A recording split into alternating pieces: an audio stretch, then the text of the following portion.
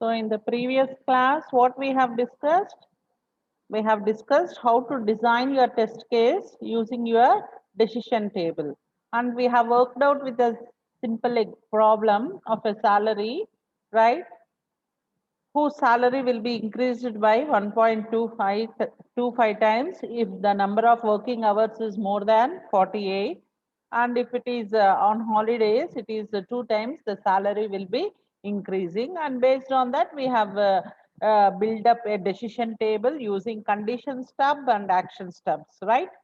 So using condition and action steps, once you generate your decision table, then using that table, I start writing the test cases. And we have seen the example of your test cases, how to derive the test cases from the example. So we have defined 3 test cases for the given problem in the last class. Yes, ma'am? And today we are afterwards we expanded your decision table also, right, where the number of test cases will be increasing, right? So this is what we have seen in the previous class. And for today's class, we are going to see cause effect graphing, cause effect graphing based testing, right? So here we are going to use the graphical notations, right? And using that graphical notations, I will try to test your software, right now? So first we go for seeing what is a cause effect graphing based testing. So cause effect graphing is nothing but combination of input conditions. So previously we have taken in the decision table each condition separately, right? Now what we are doing, we are going to combine all the input conditions and we try to write the test cases based on combination of input conditions, right, ma'am? So instead of one input condition, what I am taking, I am going to consider the logical operations like logical and logical or, and using that I go for testing multiple conditions simultaneously for a given specifications of a software what you want to develop, right? So graph-based testing helps the decision table to design the test case effectively for the combination of input conditions, not the specific conditions, but for the combination of one or two conditions. Right. So cause effect graphing is a technique where I am going to represent the situation of graph. Right. You always know about logical and logical or. You go for using double ampersand symbol or pipe symbol to represent logical or. That means if both conditions need to satisfy, I use logical and. If any one of the condition to be satisfied, I use logical or. This is what the general logical expressions you have. And then using these the combination of inputs, I try to convert the cause effect graph into the decision table. So making use of this cause effect graph, once it is converted into the decision table, then you well know how to design your test cases. As we have seen in your decision table based testing, how to convert your decision table to test cases we have seen in the previous testing methodology, right, ma'am? And now, how we need to go for constructing the cause effect graph that we are going to see.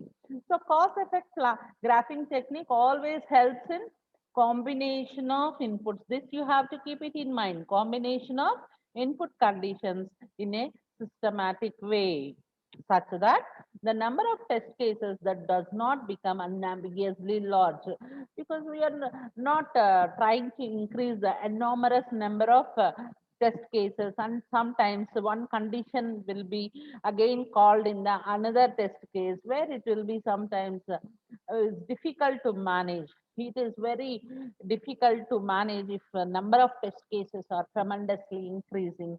That's why we want to minimize the number of test cases so that it can be very easily manageable by the testing team to test your software specifications. Right. Now,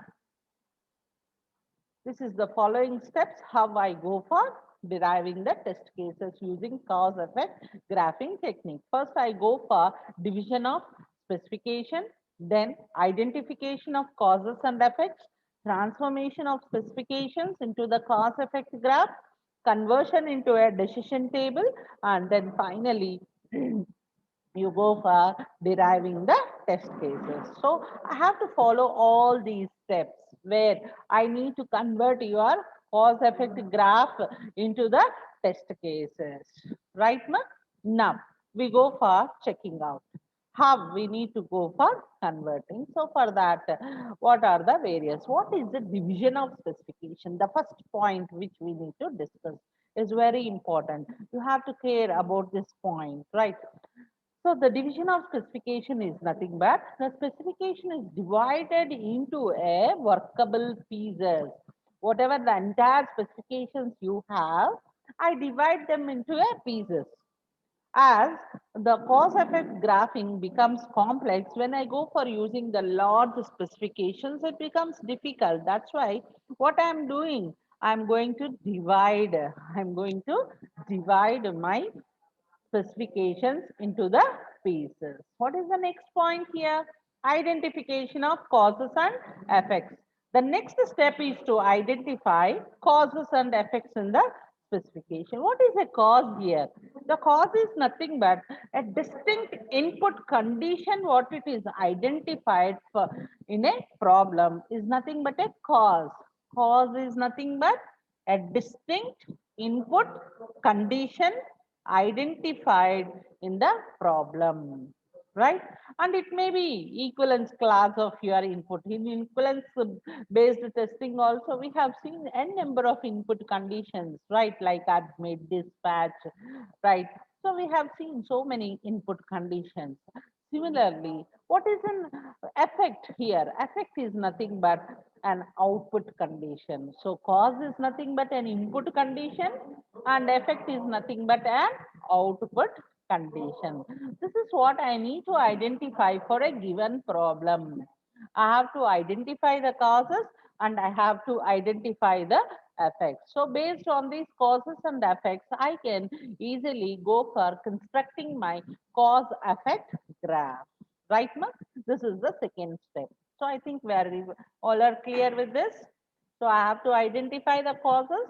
Causes is nothing but distinct input condition. And then I need to identify the effects, which is nothing but an output condition based on your distinct input condition, right? And what is the third step here? I need to go for transforming of these specifications into the cause and effect graph. So I have to start analyzing the specifications. Once I start analyzing the specifications, then I need to go for transforming that into a Boolean graph linking.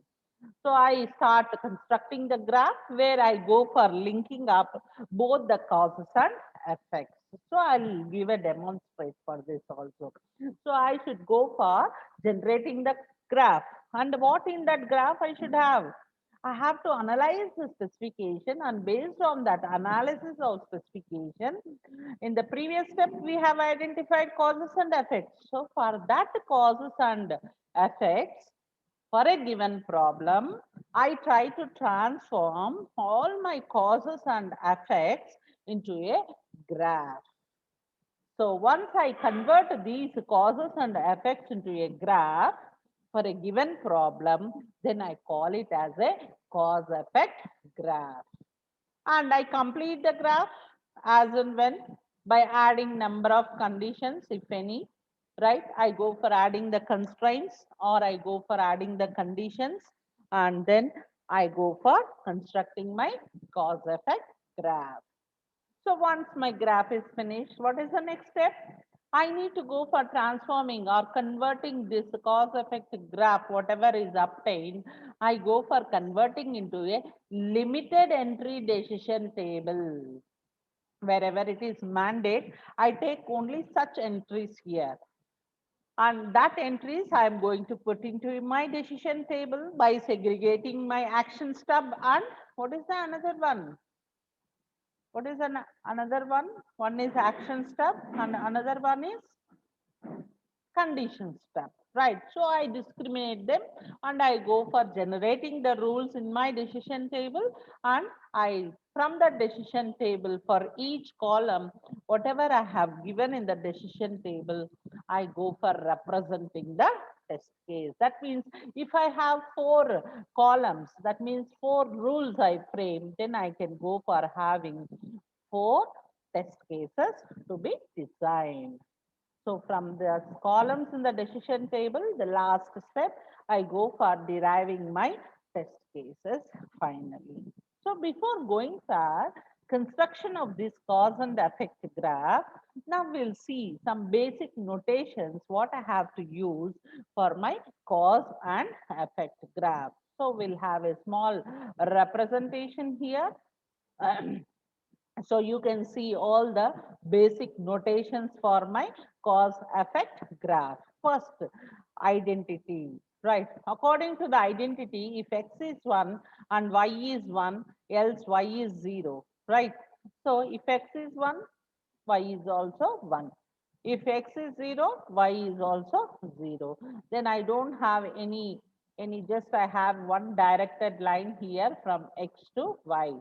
This is how I represent 2 nodes for a given problem. Not. So not is nothing but if x is 1, y should be equal to 0.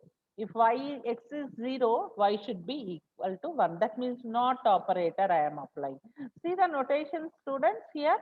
So x, I give the directed symbol. So here I go for using the negation symbol where it implies it is not operator. That means you generally know how not occurs, right?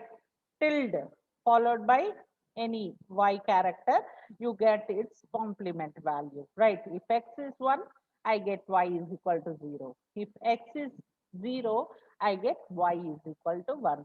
So this is the notation I have to use. So you can check the student, the notation student. If I want to represent the identity, I use a straight line. If I want to use a not, I use this symbol on your straight line. Next, or operator. So to or, any one condition is to be satisfied. Once I have 3 conditions here, x, y, z are the 3 conditions. If any one condition is true, then the result is also true. Yes or no? So if x is true or y is true or z is true, then my result is also true. Then or symbol I have to represent like this.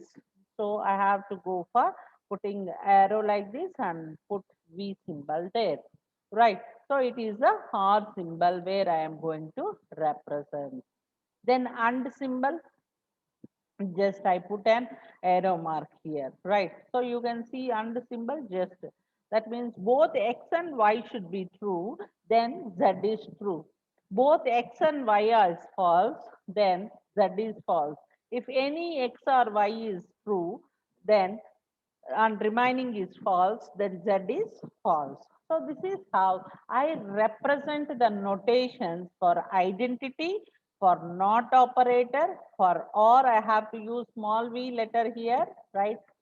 Generally in digital electronics you use for and operator ela use chestaramma, v use chestaru. And sorry, or and operator ki inverted v use చేస్తారు, right? So here we are not using the inverted v here, right? Just you are putting an arrow mark like this, right? So you go for representing here or and using just the line here, right? And if it is or, I use V symbol. If it is and, I don't go for using the V symbol. So you have to remember these notations whenever I want to draw my cause effect graph. And here you can see one more called as a exclusive, right? So this specification contains an impossible combination of causes, right? So 2 causes cannot be set to 1 simultaneously. Any one only should be set to 1, not 2. X can be 1, but Y cannot be 1. Y can be 1, but X cannot be 1. Simultaneously, if you are not able to set 1, then I can use the exclusive property. So for exclusive function, what I am doing, it always holds either x or y can be 1, but not both simultaneously at a time. Then I can represent my exclusive notation by putting the dotted lines towards x and y. Implies exclusively x holds true or y holds true, but not both holds true. Yes, this is called as an exclusion, where I represent my exclusion with E symbol forwarded with dotted lines forwarded by the condition variables. Next, coming to inclusion, right? So in the inclusion, you can go for seeing like this. I'll elongate. In inclusion, it states that at least one of your x and y and z must be always one. Any one should be one, right? X, y, and z cannot be zero simultaneously. At least your x may be one, or y may be one, or z may be one. Must always be one, at least one. You can have two ones also, but one should be false. One should be false. X may be 1, Y may be 1, but Z should be 0. Or like this combination, at least any one of your condition, input condition should be true, but any one should be false. Then I call it as a inclusion. So what is the difference between inclusion and exclusion? So there, two causes cannot be set to one simultaneously. But here in the inclusion, I can set two causes as a one. That is the difference between exclusive and inclusive, right? So inclusive also I represent symbol with I, and only the difference is here. You can observe the symbol here for the inclusion. You have an arrow mark towards your I variable, right? So you can see here I, where I have a small arrow mark here, right? So likewise, I represent the inclusion function. That means two causes. So I represent X as a cause. What is a cause? Cause is nothing but your input condition. What is the effect? Effect is nothing but your output condition, right? So these are the causes, right? And whatever the outcome I am getting from this cause, it can be my effect, right?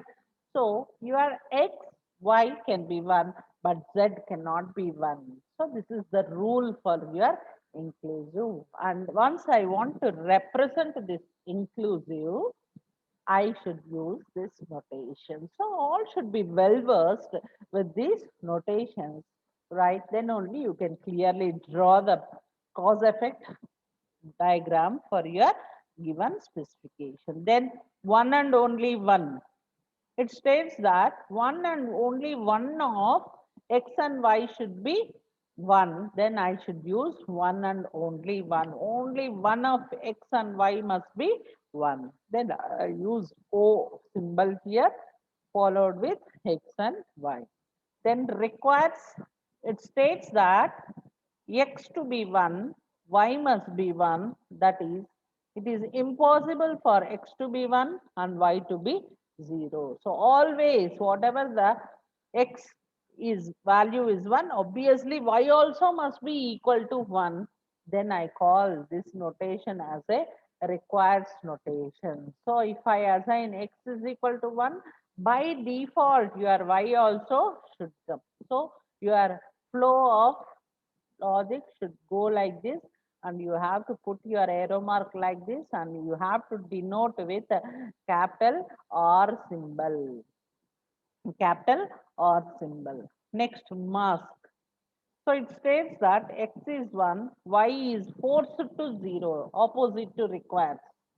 Opposite to requires. So if your x is 1, it is forced to be y also to be 1 only. But here y is forced to be 0. Y is forced to be 0. Then I should indicate my mask condition with M with arrow marks towards x to y.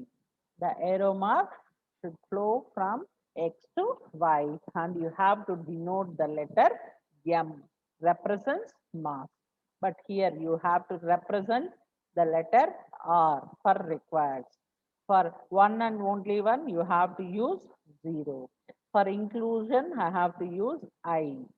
For exclusion, what I have to use? E. Likewise, I have to use these notations and I have to go for constructing my cause and effect graph. Yes, ma? Now, now we move on to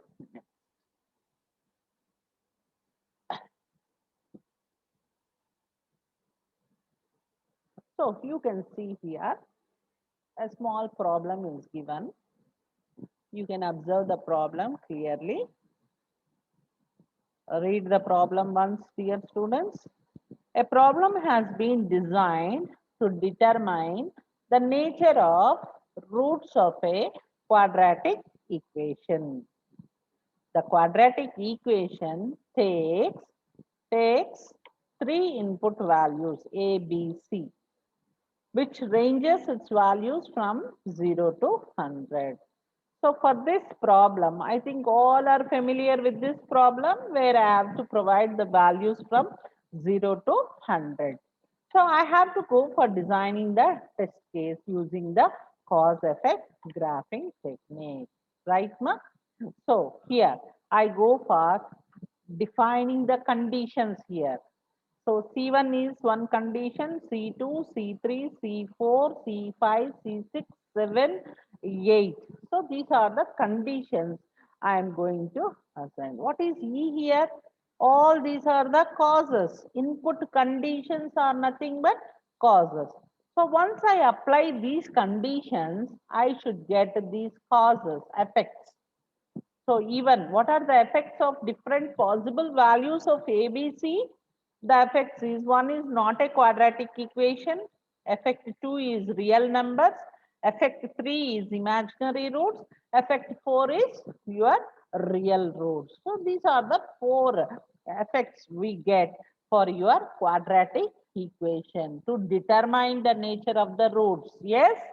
So these are the outcomes, outputs I am going to get from the input conditions. So input conditions are nothing but your causes. That is why I denote the letters C1. C1 is A is not equal to 0. And when C2 condition, B equal to 0. C3 condition, C is equal to 0. C4 condition, if your determinant is greater than 0, right? Where D is B square minus 4AC. And what is C5? D, determinant is less than 0. And what is cos 6? D is equal to, if determinant is equal to 0. What happens to your square roots? What is another cause here? Causes are nothing but input conditions. Again, keep it in mind, students. Causes are nothing but input conditions. Effects are nothing but output conditions, which we are going to get. So, condition 7, input condition 7, which I represent as a cos 7 is A equal to B equal to C. And cos 8 is A is equal to C is equal to B by 2.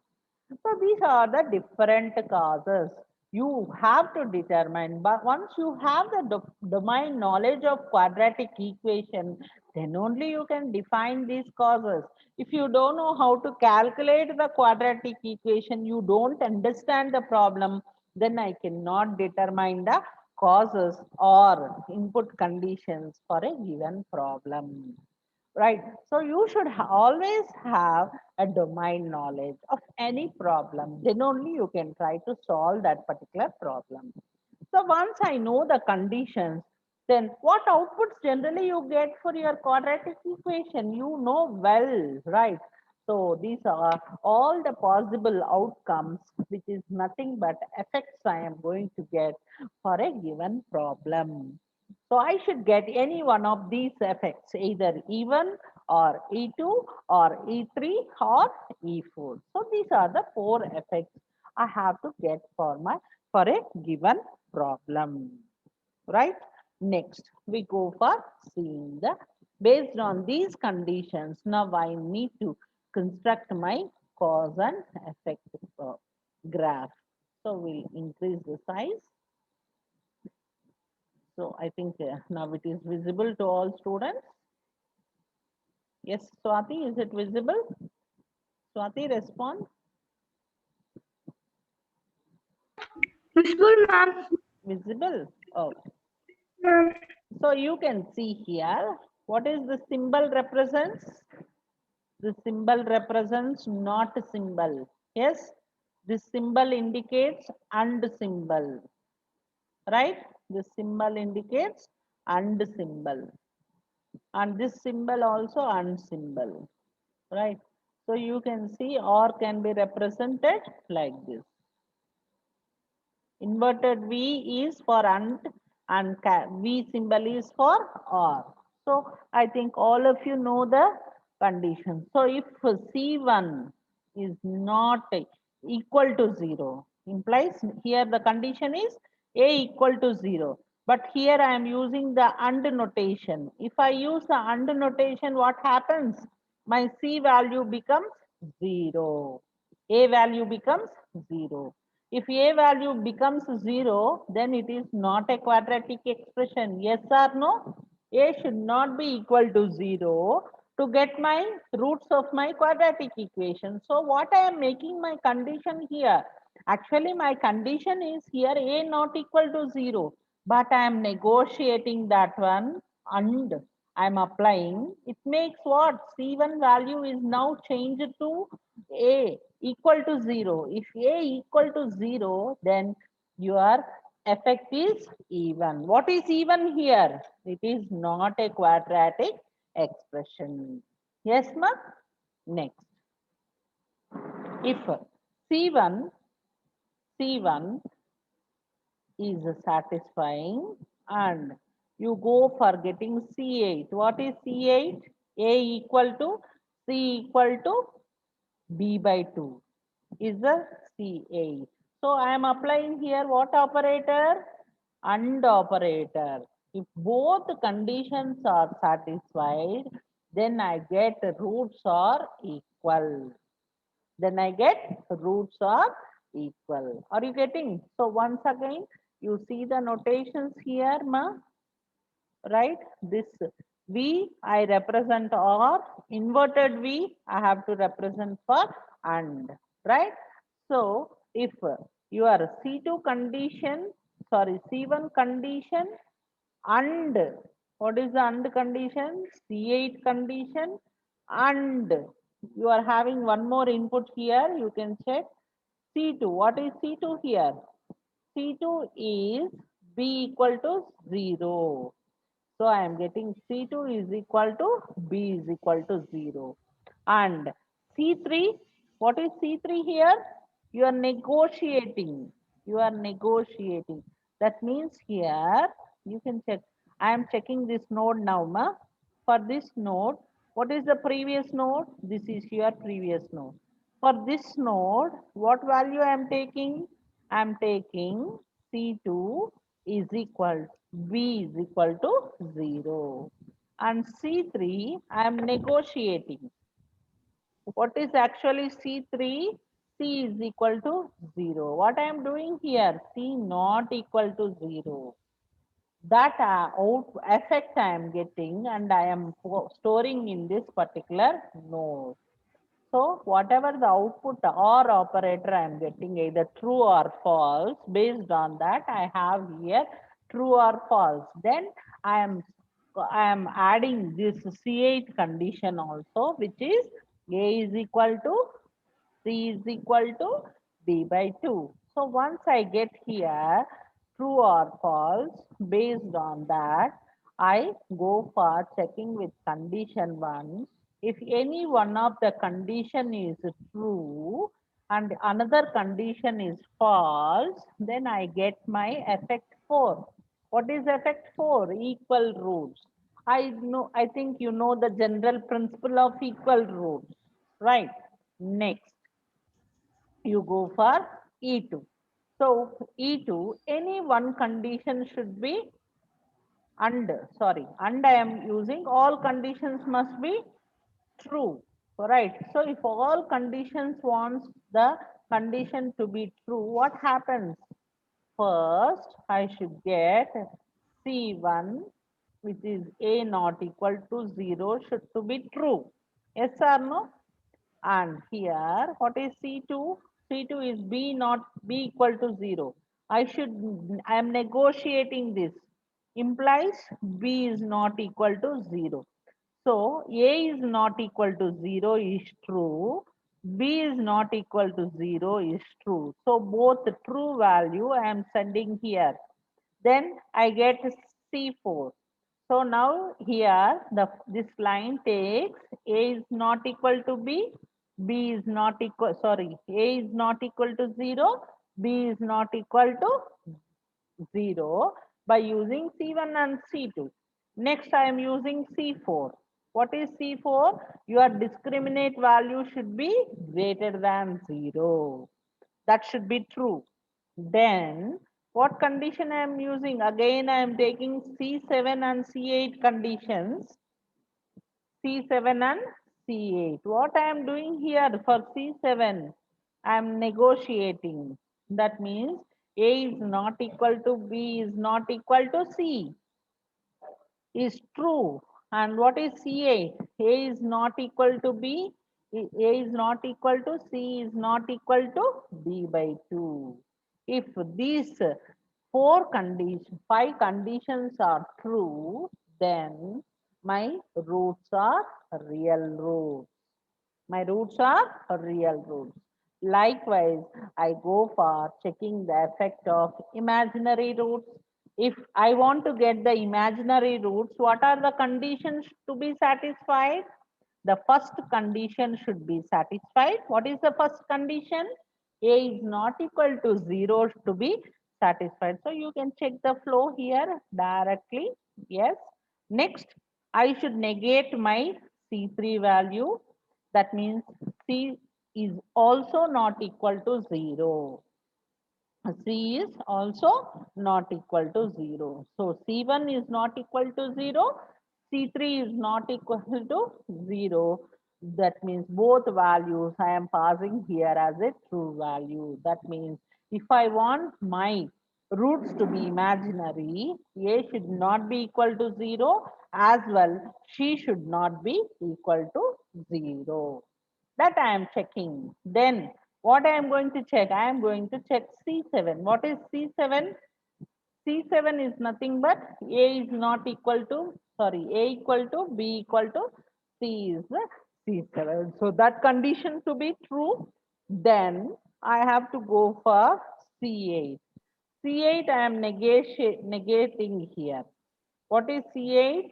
A is not equal to, C is not equal to B by 2. I am negating. That's why I call my C8 as A is not equal to, C is not equal to B by 2.